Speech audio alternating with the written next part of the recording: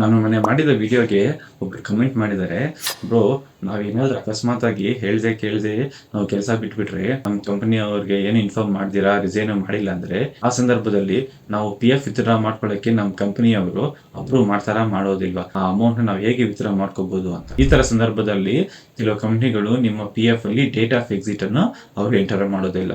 ಈಗ ನೋಡ್ಬೋದು, ಇಲ್ಲಿ ಡೇಟ್ ಆಫ್ ಜಾಯ್ನಿಂಗ್ ಇದೆ, ಡೇಟ್ ಆಫ್ ಎಕ್ಸಿಟ್ ಇಲ್ಲ. ಈ ತರ ಡೇಟ್ ಆಫ್ ಎಕ್ಸಿಟ್ ಏನಾದ್ರು ಮಾರ್ಕ್ ಮಾಡಿಲ್ಲ ಅಂದ್ರೆ ನೀವು ಯಾವುದೇ ತರ PF ಟ್ರಾನ್ಸ್ಫರ್ ಮಾಡ್ಕೊಳಕ್ಕಾಗಲ್ಲ, PF ವಿತ್ಡ್ರಾ ಮಾಡ್ಕೊಳಕ್ಕಾಗಲ್ಲ, ಎಲ್ಲದಕ್ಕೂ ಇದು ತೊಂದರೆ ಆಗುತ್ತೆ. ಇದು ಸಾಕಷ್ಟು ಜನರಿಗೆ ಪ್ರಾಬ್ಲಮ್ ಆಗ್ತಾ ಇತ್ತು. ಅದಕ್ಕಾಗಿಯೇ PF ಅವ್ರು ನಮಗೊಂದು ಹೊಸ ಅಪ್ಡೇಟ್ ಕೊಟ್ಟಿದ್ದಾರೆ. ನಾವೇ ಈ ಡೇಟ್ ಆಫ್ ಎಕ್ಸಿಟ್ ನ ಎಂಟರ್ ಮಾಡ್ಕೋಬಹುದು. ಹೌದು, ನೀವು ಕೆಲಸ ಬಿಟ್ಟು 60 ದಿನ ಆದ್ಮೇಲೆ ನೀವು PF ಪೋರ್ಟಲ್ಗೆ ಲಾಗಿನ್ ಆಗ್ಬಿಟ್ಟು ಇದನ್ನ ನೀವು ಡೇಟ್ ಆಫ್ ಎಕ್ಸಿಟ್ ನ ಮಾರ್ಕ್ ಮಾಡ್ಕೋಬಹುದು. ಅದು ಹೇಗಂತ ನಿಮ್ಗೆ ಹೇಳ್ಕೊಡ್ತೀನಿ. ಅದಕ್ಕಿಂತ ನೀವು ನಮ್ಮ ಚಾನಲ್ಗೆ ಸಬ್ಸ್ಕ್ರೈಬ್ ಮಾಡ್ಕೊಂಡಿಲ್ಲ ಅಂದ್ರೆ ದಯವಿಟ್ಟು ಸಬ್ಸ್ಕ್ರೈಬ್ ಮಾಡ್ಕೊಂಡು ಸಪೋರ್ಟ್ ಮಾಡಿ. ಫಸ್ಟ್ ನೀವು ಗೂಗಲ್ ಅಲ್ಲಿ UIN ಲಾಗಿನ್ ಅಂತ ಟೈಪ್ ಮಾಡಿ, ಅಲ್ಲಿ ಬಂದಿರುವ ಫಸ್ಟ್ ಲಿಂಕ್ ನ ಕ್ಲಿಕ್ ಮಾಡಿ ಮತ್ತು UIN ನಂಬರ್, ಪಾಸ್ವರ್ಡ್, ಕ್ಯಾಪ್ಚಾನ ಎಂಟರ್ ಮಾಡಿ ಅಲ್ಲಿ ಸೈನ್ ಇನ್ ಅಂತ ಕ್ಲಿಕ್ ಮಾಡಿ. ನಿಮ್ಮ ಮೊಬೈಲ್ ನಂಬರ್ಗೆ ಒಂದು OTP ಬಂದಿರುತ್ತೆ. OTP ನ ಎಂಟರ್ ಮಾಡಿ, ಕ್ಯಾಪ್ಚಾನ ಎಂಟರ್ ಮಾಡಿ, ಸೈನ್ ಇನ್ ಅಂತ ಕ್ಲಿಕ್ ಮಾಡಿ. ಒಂದ್ಸಲ ನೀವು PF ಪೋರ್ಟಲ್ ಲಾಗಿನ್ ಆದ ತಕ್ಷಣ ಅಲ್ಲಿ ನಿಮಗೆ ವ್ಯೂ ಅಂತ ಆಪ್ಷನ್ ಇದೆಯಲ್ಲ, ಆ ವ್ಯೂ ಮೇಲೆ ಕ್ಲಿಕ್ ಮಾಡಿ. ನೆಕ್ಸ್ಟ್ ಸರ್ವಿಸ್ ಹಿಸ್ಟ್ರಿ ಅಂತ ಇದೆಯಲ್ಲ ಅದ್ರ ಮೇಲೆ ಕ್ಲಿಕ್ ಮಾಡಿ. ಇಲ್ಲಿ ನೋಡ್ಬೋದು ನೋಡಿ, ಇಲ್ಲಿ 3ನೇ ಕಂಪ್ನಿಲಿ ಡೇಟ್ ಆಫ್ ಜಾಯ್ನಿಂಗ್ ಇದೆ, ಡೇಟ್ ಆಫ್ ಎಕ್ಸಿಟ್ ಇಲ್ಲ. ಅಂದ್ರೆ ಯಾವ ಕೆಲಸ ಬಿಟ್ಟಿದ್ದಾರೆ ಅಂತ ಡೇಟ್ ಅಲ್ಲಿ ಮೆನ್ಷನ್ ಮಾಡಿಲ್ಲ. ಮತ್ತೆ 4ನೇ ಕಂಪ್ನಿ ಅವ್ರು ಆಲ್ರೆಡಿ ಜಾಯ್ನ್ ಆಗಿದ್ದಾರೆ, ಡೇಟ್ ಆಫ್ ಜಾಯ್ನಿಂಗ್ ಇದೆ. ಈ 3ನೇ ಕಂಪ್ನಿ ಇದೆಯಲ್ಲ, ಇದರಲ್ಲಿ ಅವ್ರು ಏನಾದ್ರು ಡೇಟ್ ಆಫ್ ಎಕ್ಸಿಟ್ ಕೊಟ್ಟಿಲ್ಲ ಅಂದ್ರೆ PF ಟ್ರಾನ್ಸ್ಫರ್ ಮಾಡ್ಕೊಳಕ್ಕಾಗಲ್ಲ, PF ನ ವಿತ್ಡ್ರಾ ಮಾಡ್ಕೊಳಕ್ಕಾಗಲ್ಲ, ಆ ಅಮೌಂಟ್ ಹಂಗೆ ಬೀಳುತ್ತೆ. ಅದಕ್ಕಾಗಿ ನಾವೇ ಇದನ್ನು ಡೇಟ್ ಆಫ್ ಎಕ್ಸಿಟ್ ನ ನಾವೇ ಮಾರ್ಕ್ ಮಾಡ್ಕೋಬಹುದು. ಅದು ಹೇಗೆ ಅಂದ್ರೆ ಮೇಲ್ಗಡೆ ನಿಮ್ಗೆ ಮೇನೇಜ್ ಅಂತಿದೆಯಲ್ಲ, ಅಲ್ಲಿ ಕ್ಲಿಕ್ ಮಾಡಿದ್ರೆ ನಿಮ್ಗೆ ಮಾರ್ಕ್ ಎಕ್ಸಿಟ್ ಅಂತ ಆಪ್ಷನ್ ಇದೆ. ಆ ಆಪ್ಷನ್ ನೀವು ಕ್ಲಿಕ್ ಮಾಡಿ. ನೆಕ್ಸ್ಟ್ ಸೆಲೆಕ್ಟ್ ಎಂಪ್ಲಾಯ್ಮೆಂಟ್ ಅಂತಿದೆಯಲ್ಲ, ಆ ಡ್ರಾಪ್ ಡೌನ್ ಅಲ್ಲಿ ನಿಮ್ಗೆ ಯಾವ ಕಂಪ್ನಿಗೆ ಡೇಟ್ ಆಫ್ ಎಕ್ಸಿಟ್ ಮಾರ್ಕ್ ಆಗಿಲ್ಲೋ ಆ ಕಂಪ್ನಿ ನೇಮ್ ನಲ್ಲಿ ಸೆಲೆಕ್ಟ್ ಮಾಡಿ. ನೆಕ್ಸ್ಟ್ ನೀವು ಡೇಟ್ ಆಫ್ ಎಕ್ಸಿಟ್ ನಲ್ಲಿ ಸೆಲೆಕ್ಟ್ ಮಾಡಬೇಕಾಗುತ್ತೆ. First select date of exit PF ಅಂತಿದೆ ಮತ್ತು date of exit for EPS ಅಂತಿದೆ. ನೆಕ್ಸ್ಟ್ ಅಲ್ಲಿ select date of exit PF ಅಂತಿದೆಯಲ್ಲ, ಆ ಡ್ರಾಪ್ ಡೌನ್ ಸೆಲೆಕ್ಟ್ ಮಾಡಿ. ಅಲ್ಲಿ ನಿಮ್ಗೆ ಒಂದು ಕ್ಯಾಲೆಂಡರ್ ತರ ಬಂದಿದೆ. ಇದು ನಿಮ್ಮ ಕಂಪನಿ ಕಡೆಯಿಂದ ಯಾವಾಗ ಲಾಸ್ಟ್ ಮಂತ್ ಕಾಂಟ್ರಿಬ್ಯೂಷನ್ ಆಗಿರುತ್ತೋ PF ಗೆ ಆ ಮಂತ್ ಡೀಟೇಲ್ಸ್ ಅಲ್ಲಿ ನಿಮ್ಗೆ ಇರುತ್ತೆ.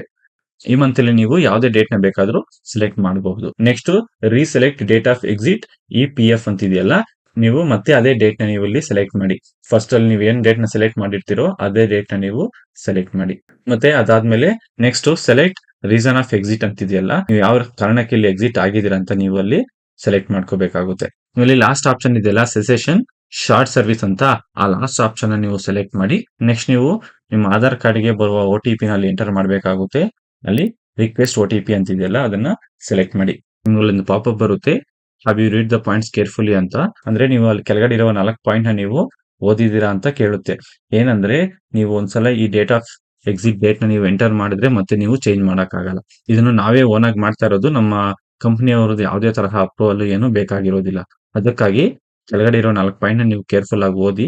ಅದ್ರಲ್ಲಿ ನಮ್ ಮೇನ್ ಏನಂದ್ರೆ ನಾವು ಈ ಡೇಟ್ ನಾವು ಎಂಟರ್ ಮಾಡಿದ್ರೆ ಮತ್ತೆ ಇದನ್ನ ನಾವು ಚೇಂಜ್ ಮಾಡಕ್ಕಾಗಲ್ಲ. ಸೊ ಮತ್ತೆ ನೀವೇನಾದ್ರೂ ಚೇಂಜ್ ಮಾಡ್ಬೇಕು ಅಂದ್ರೆ ಜಾಯಿಂಟ್ ಡಿಕ್ಲರೇಷನ್ ಅಂತಿದೆಯಲ್ಲ, ಅದನ್ನ ನೀವು ಫಿಲ್ಅಪ್ ಮಾಡ್ಬಿಟ್ಟು EPF ಆಫೀಸ್ಗೆ ನೀವು ಎಲ್ಲಾದ್ರೂ ಕೊಟ್ರೆ ಆವಾಗ ನೀವು ಚೇಂಜ್ ಮಾಡ್ಕೋಬಹುದು.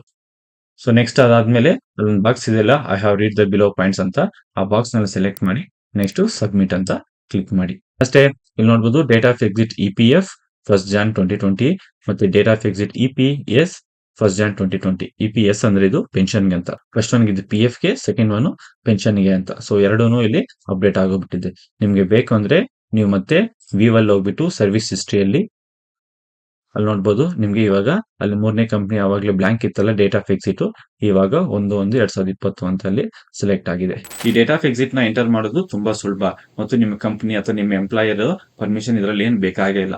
ಆಟೋಮೆಟಿಕ್ ಆಗಿ ಇದು ಅಪ್ಡೇಟ್ ಆಗೋಗ್ಬಿಡುತ್ತೆ. ಈ ಯೂಸ್ಫುಲ್ ಇನ್ಫಾರ್ಮೇಶನ್ ನ ನಿಮ್ಮ ಕೊಲೀಗ್ಸ್ ಮತ್ತು ಫ್ರೆಂಡ್ಸ್ ಅವ್ರಿಗೂ ಶೇರ್ ಮಾಡಿ. ನಿಮ್ಗೆ ಏನಾದ್ರೂ ಇದರಲ್ಲಿ ಪ್ರಾಬ್ಲಮ್ಸ್ ಅಥವಾ ಡೌಟ್ಸ್ ಇದ್ರೆ ನೀವು ಕಮೆಂಟ್ ಮಾಡಬಹುದು, ನಾನು ನಿಮ್ಗೆ ಸಹಾಯ ಮಾಡ್ತೀನಿ. ವಿಡಿಯೋ ನಿಮ್ಗೆ ಏನಾದ್ರು ಇಷ್ಟ ಆಗಿದೆ ಲೈಕ್ ಮಾಡಿ, ಶೇರ್ ಮಾಡಿ ಮತ್ತು ಸಬ್ಸ್ಕ್ರೈಬ್ ಮಾಡಿ. ಮತ್ತೆ ಸಿಗೋಣ. Bye bye.